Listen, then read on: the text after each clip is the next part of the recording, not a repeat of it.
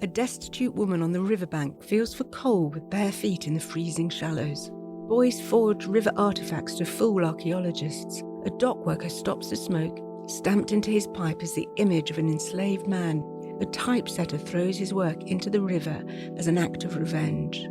These are some of the fascinating stories uncovered from objects found on the banks of the Thames by the community known as mudlarks. They are motivated by a love of history and discovery and finding, and that really contrasts with what we know of the early mudlarks who were living in absolute poverty. I'm Lucinda Acland, a lifelong Londoner, and in this new podcast, Glorious Mud, I'm unearthing a cast of characters through the fragments of their lives that have been recovered from the mud of the River Thames. This is episode 1 of Glorious Mud, Peggy Jones and her sable treasures.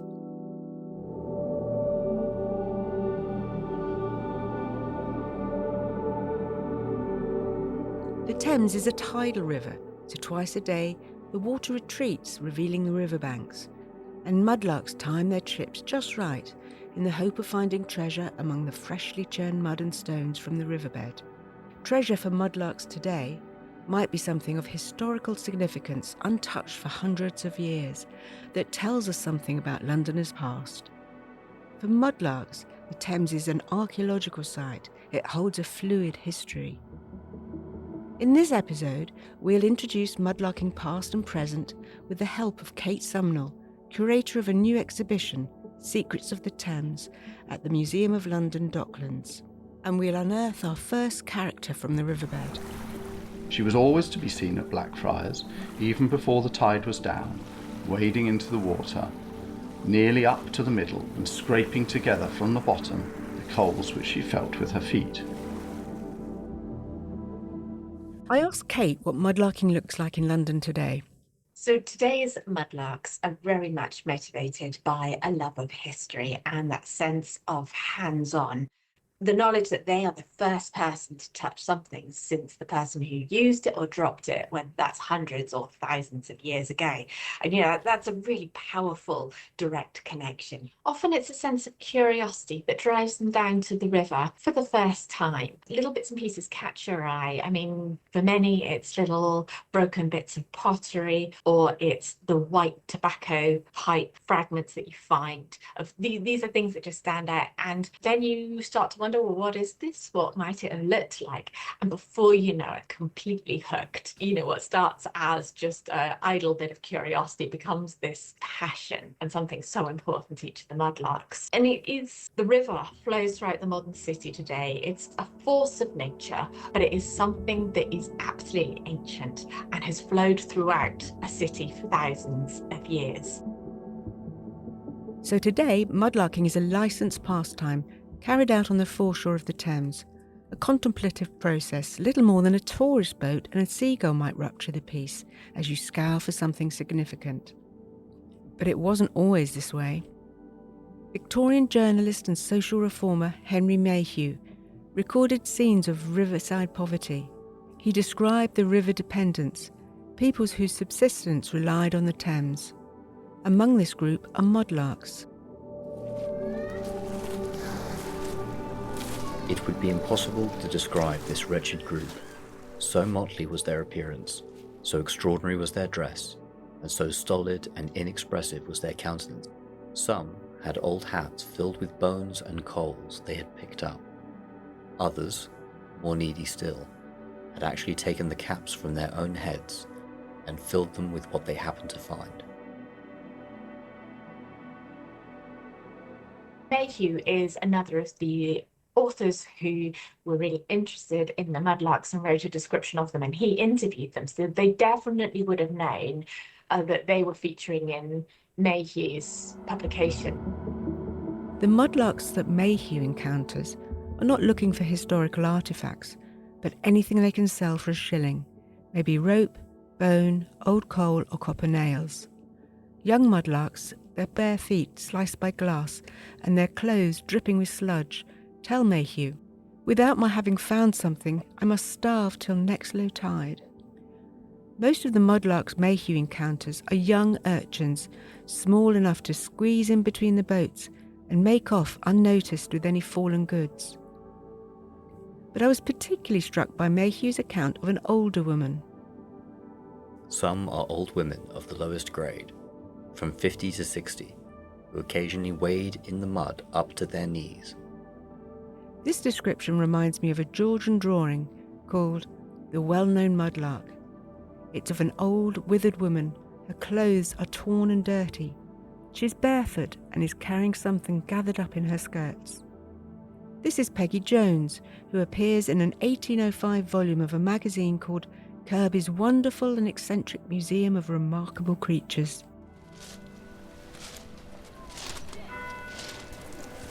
Poverty often teaches the people the most extraordinary means of getting a livelihood.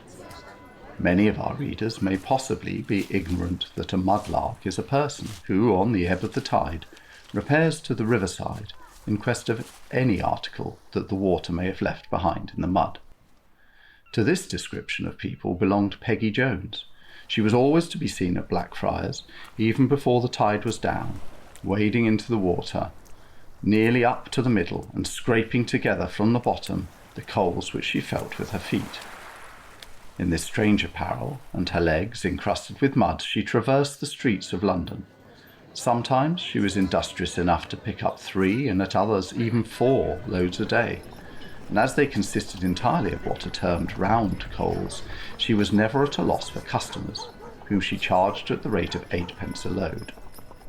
In the collection of her sable treasures, she was frequently assisted by the coal heavers, who, when she happened to approach the lighters, would, as if undesignedly, kick overboard a large coal, at the same time bidding her, with apparent surliness, to go about her business.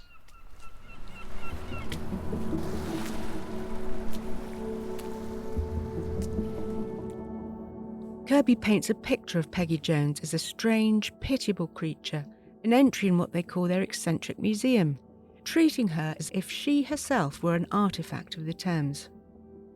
I wonder if Peggy knew she was going to be immortalised in Kirby's Eccentric Museum of Remarkable Characters.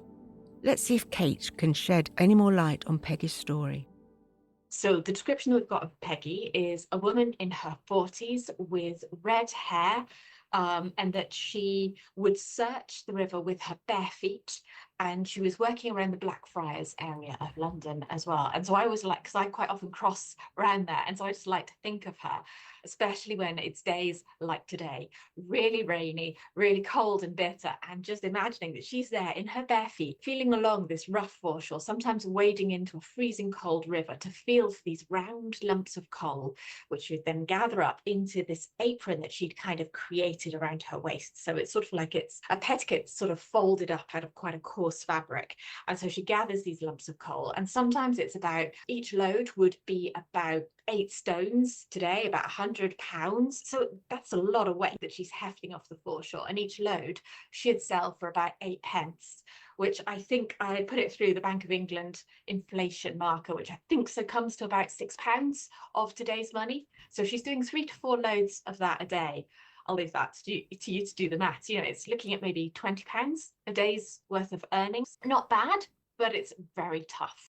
In your exhibition, Peggy is one of the first figures people see as they enter. Why did you choose to position her there, and why is she important to the history of mudlarking? We put her there because we very much wanted our visitors to sort of like get a sense of mudlarking is not just something that happens today, that it has got this long history, and also the connection with people. We wanted people to run throughout this as well as the river, and whether that is connection with historic people or whether it is the mudlarks today. But it's always the people, for me, behind the objects. None of this is just disconnected stuff. Hands made these things, hands used them, hands dropped them, and it's how we can connect with these people in the past.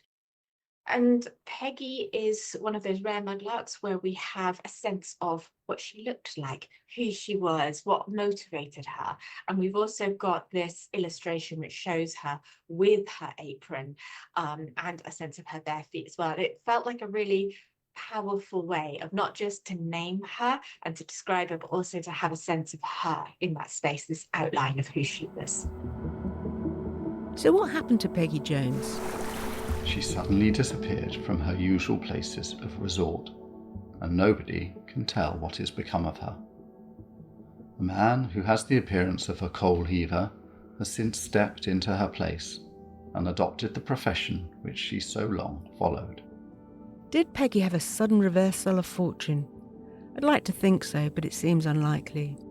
Did she pass away in obscurity in what Kirby called her wretched dwelling? We are sorry to be obliged to state that Peggy Jones was not exempt from a failing to which most individuals of the lower orders are subject, namely inebriety.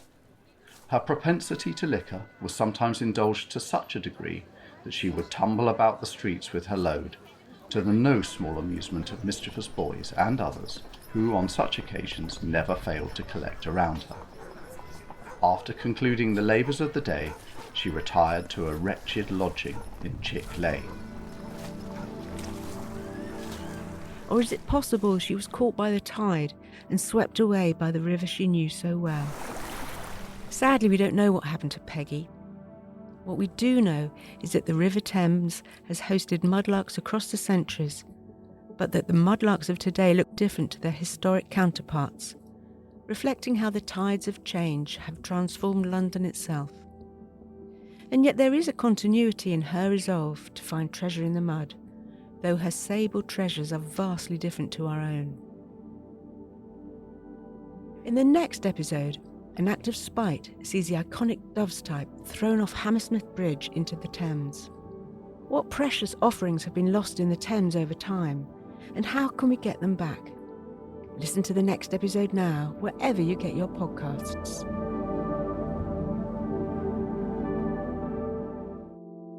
Glorious Mud was presented by me, Lucinda Acland. Episode 1, Peggy Jones and Her Sable Treasures, is written and produced by Nazreen Arain, Pascal Hardy-Stewart and me, Lucinda Acland, with voice work from Edward Freeman Barnes, Joe Mole, and special thanks to our guest Kate Sumnall and the Museum of London Docklands.